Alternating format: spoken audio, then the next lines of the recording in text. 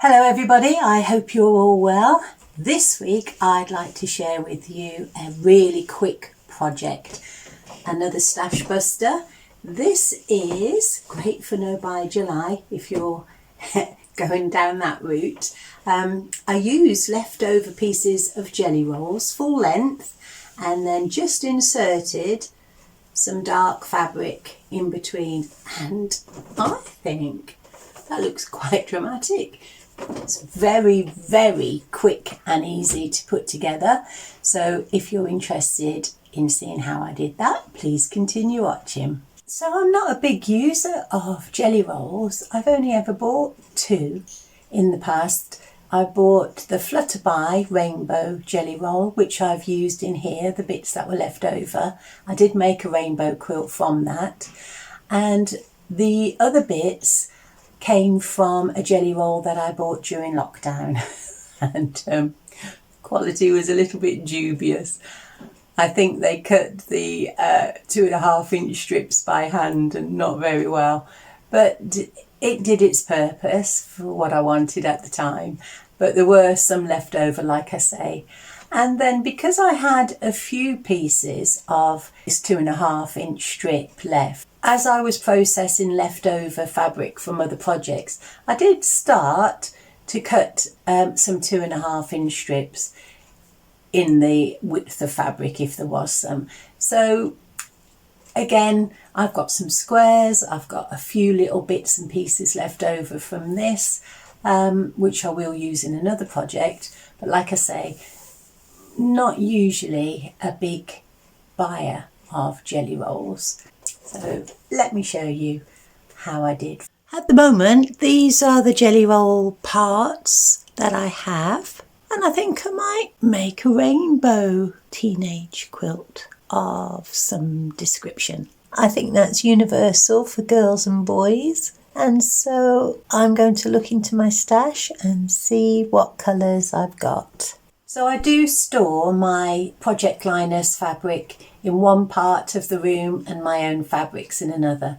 So when I decided I would go probably down a rainbow route, I just left the rainbow colours on the design wall, and then I looked into my own fabric stash, my jelly rolls, and tried to see what I could do there. Well, I looked into my own stash, and this is the fabric that I've chosen. And on the left you can see there's some black, and I've decided that I'm going to add some black to this, and I'm going to start. I do have a sort of plan. So I hadn't used my book to design anything. All I did was put a piece of jelly roll on the wall, and then I knew I wanted to insert some of these blacks. I didn't want to put, like a regimented step line. I knew I wanted it to be uneven, different widths all over the place, and sort of going into a V shape. That was the rough idea I had. Well, I found some more black. There was about half a yard in my stash when I found these 2.5 inch jelly rolls. So I'll show you close up of that fabric. It's called Flutterby. So I have 2 lengths of this Flutterby, which is a jelly roll, 2.5 inches wide length of fabric, and I've got half a yard of this. When I first had the idea of putting the black piece down the centre, I was going to use all different scraps of black, but then when I found I had that half yard of Flutterby, I decided that if I could, I'd use the whole of the centre piece in the same fabric. No real reason. I think it would look nice either way, but I just chose to go down that route because I had that fabric. So I'm going to use that for the centrepiece, and I'm just doing it by eye. So if you have a look at that second column of red, you can see that I've inserted a black piece. I haven't put one on the left of that in the red there yet because I'm not quite sure how high up I want to go with the black. So I'm going to leave that one for a moment, and I'm just going to take pieces off the wall, slice them, add a piece of black and carry on. So no measuring, no real plan, just doing everything by eye, and I enjoyed myself. It was good having this design wall, another plus for having it. Yeah, just sat back, cut a strip, then decided I'd like it to be shorter or longer than the adjacent strip. So nothing technical, like I say, very, very quick and easy.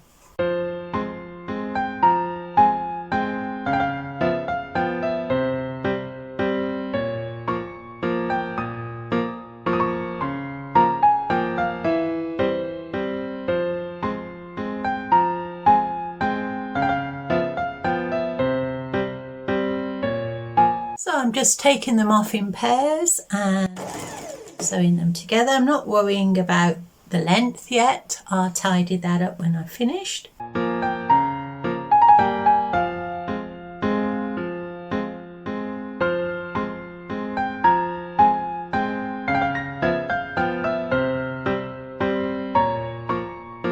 I've just got to the last two pairs, and this orange one, the shortest, is quite short compared to some of the other fabrics. So I'm just going to add a little bit to the one on the far right, and then I'll trim everything at the end when I've joined them. So I'm just adding this short strips, not very much at all, and then I can get back.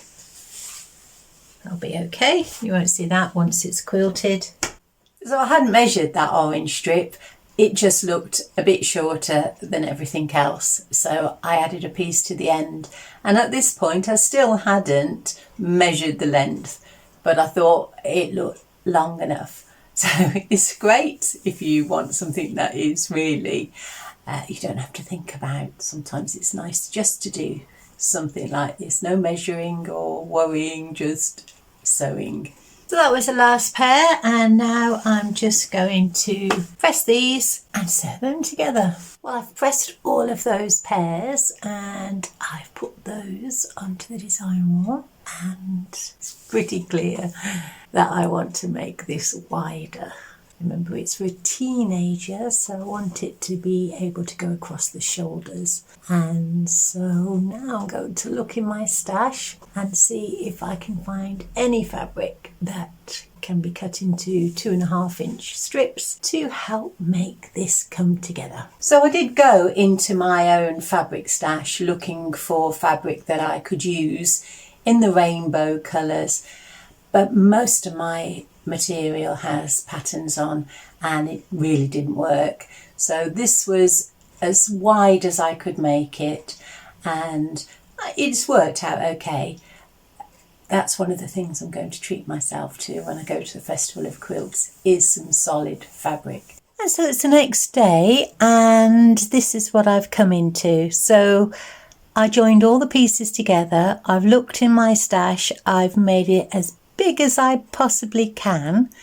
I have no more 2.5-inch strips left, and I have used other pieces of fabric to try to extend that. I'm just going to add on the left hand side one more strip of that red just to make it a little bit bigger, and I will carry the black right up into the very top. And on the right side you can see there is a very dark strip that is navy blue. Originally I was going to incorporate that in with the blues, but it stood out too much. It was a little bit too dark. So I've taken that navy blue onto the edge, and I'll put a piece of black into the top of that, and that will be the flimsy finished. Well, I've looked in my stash and I had this lovely piece of Eastern Scents fabric by Laura Godin. It's a North cotton, and there isn't enough to make the whole backing, but there's enough to provide a nice big centerpiece, and I've just edged that in black. So that's the backing for the rainbow quilt. So I thought I'd just give you a quick close-up of that fabric. As you can see, it's a stylized leaf. I'm now going to go into detail to show you the way that I put my quilts together. I normally just skim over this, but Barbara last week left in the comments about binding. She was binding a quilt on the afternoon, Saturday afternoon, hand sewing it, and she said it's the least favourite part of quilting for her. For me, it's sandwiching together, and I don't hand sew my binding on. I always use the wraparound binding method, which basically you bring the backing to the front and it forms a binding. Sometimes, if I don't want you to see any binding at all, I might use the facing quilt method, where you put strips down the side and corners, and then there is hand sewing in that. But I think you just need to think about what your quilt is going to be used for. So for me, all of the quilts I make to be used, and I imagine them to have quite a hard life in and out of the washing machine and whatever. And so I want to make them as robust as possible. And for me, machine stitching is more robust than my hand stitching. Like I say, if it's something like a wall hanging or it's for a quilt that is a more precious piece of textile, then I might hand sew that then. But normally I use this method, and so I'll show you how I do that. So starting off with the sandwiching together, which, like I say, I get too hot and bothered and it's quite hard work. So that's the piece I like least. Tell me, which are the bits that you don't like about quilting? I press the flimsy and the backing, and then I add the batting to the flimsy, and then I trim around the edge of the batting just to give me enough room for a little bit of play in case it does meander off a little bit. But normally with glue basting I don't have too much of a problem. And I then press the flimsy to the batting, and then I put the batting and the flimsy on top of the backing, glue baste again, and then I press that. Just caught sight of myself in the camera. I apologise for the glowing look. Summer has arrived in the UK. I'm not complaining. It's only going to stay for about 3 days, but yeah, a bit warm. Never mind, going to make the most of this in a moment. So once I've finished sandwiching it together, for this quilt, I decided that straight line quilting would look nice with this. And I've just finished this last row of stitching here. So each of the seams, the 2.5 inch jelly rolls, have a row of stitching on each side. And I chose to use black because I think that'll look nice. It's looking good so far. So now I'm on quality control. So as I've sewn through, I've trimmed off the top thread and the bottom thread, so there's nothing there. And so what I shall do now is turn the quilt over and check the back, make sure the seams there look okay. Well, I've checked it all over and I'm happy that everything is okay. I can't see any missed stitches, there aren't any birds' nests or anything like that. So it looks lovely, I think. And the Project Linus label has been caught in with the quilting, so that's nice and secure. If you are going to make a show quilt or it's something very, very precious, then I would have threaded the cottons through the end of the quilting into the batting and cut them off there. But because it's just a hard wearing utilitarian quilt, what I tend to do is I will start off the row of quilting with stitch size 1, reverse, and then change that to a stitch size 2 or 3, or 4, depending on the quilt, and then I will finish with a small stitch as well. And so what I then have is long threads, so I just snip them all off, tidy them up at the end.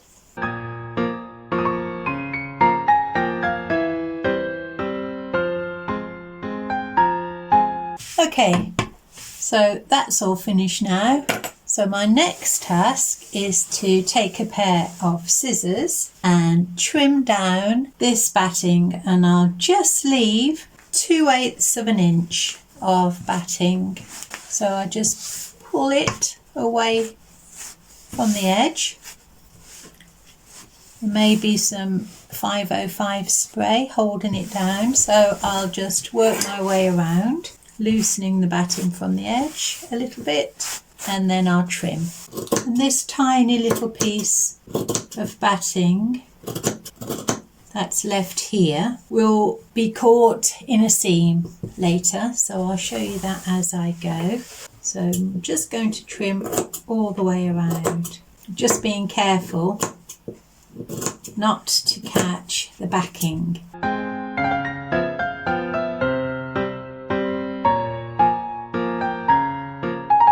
Okay, all trimmed. All of this I will now cut up into small pieces and put in a bag.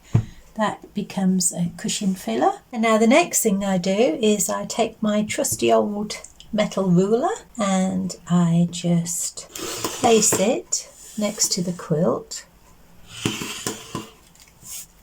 and I trim it all the way around.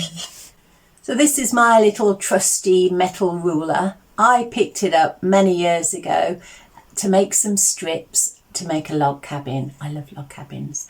And it's 1 3/8 wide of an inch, and I just really like it. I like the way it handles. There is a little piece of rubber on the back, and it's not a tool that is made for quilting. It was just something I had in my drawer, and I love it. Use it all the time.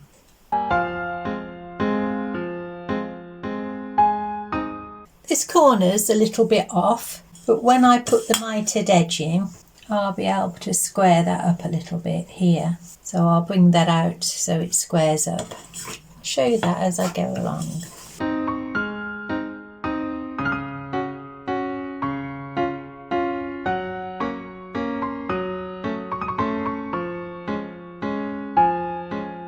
So the next thing I'm going to do is go to my steam iron and I will fold the fabric in half just so it's just a fraction away from this white. So I will fold it in half all the way over, steam, and then I will fold it again. And so that little piece of batting is now caught in that edge there.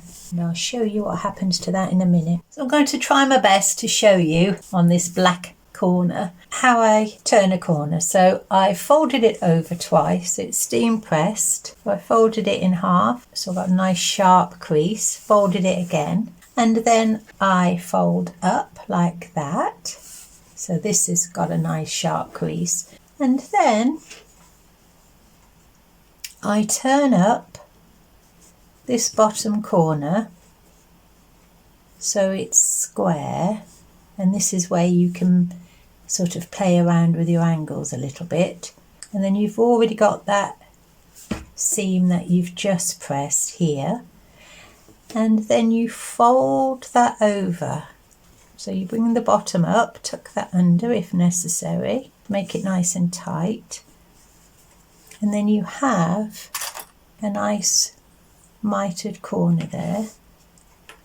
So you'll just put a little clip in to hold that secure.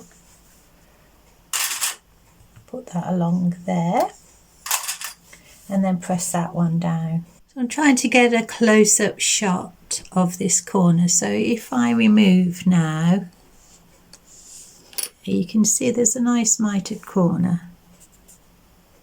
So I've seen people use this method before where they don't form a mitered corner. You don't need to, you can just fold it over, but I think it gives it a nice finish and it's just something I prefer to do.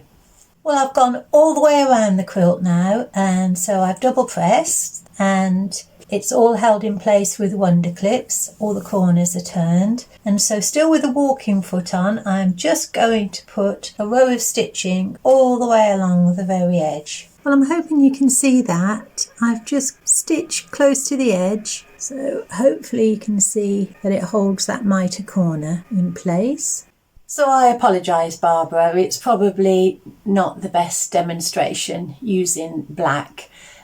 Like I say, I don't have fancy equipment and it was the one I was doing, so I thought, well, I did say I would share with you how I did my binding and if I don't do it now I'm bound to forget. So again, I apologise for it being on black, but I've got in as close as I can, so I hope you can see it. There's that row of stitching that I've just done, and that's holding the binding over onto the front, and it's also catching now all of my quilt seams. And so what I'm going to do now is run another row of stitching right on the very edge, but I need to change the walking foot for the presser foot for that. And so that last row of stitching, if you look in the corner there, you can see that that holds that mitre in place as well.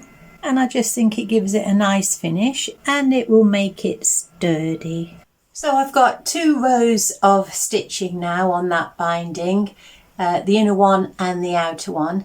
The reason I change from the walking foot to the presser foot for the outside of the quilt for that row of stitching is because my walking foot doesn't like to be on an angle. So if it's thick on one side and then there's no fabric on the other side, it rocks about and it's just not happy at all. And those 2 rows of stitches, the inner and the outer, are holding the binding in place.